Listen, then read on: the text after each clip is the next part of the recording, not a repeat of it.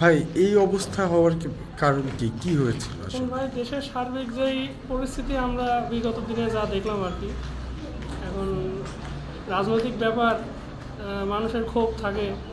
এখন বর্তমানে আমরা জানি যে আমাদের দেশের প্রধানমন্ত্রী পদত্যাগ করে আর কি ইস্তফা দিয়ে আর কি এই দেশে নাই। তো এখন বিরোধী দলীয় বা যাদের রাগ ছিল, যারা স্বাভাবিক, তারা হয়তো এই ক্ষতি সাধনটা আর কি করছে।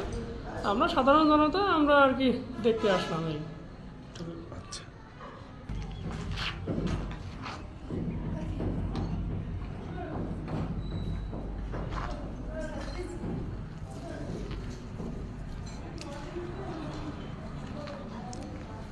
এই বাড়িটি হচ্ছে কামারুল আরিফিনের, যিনি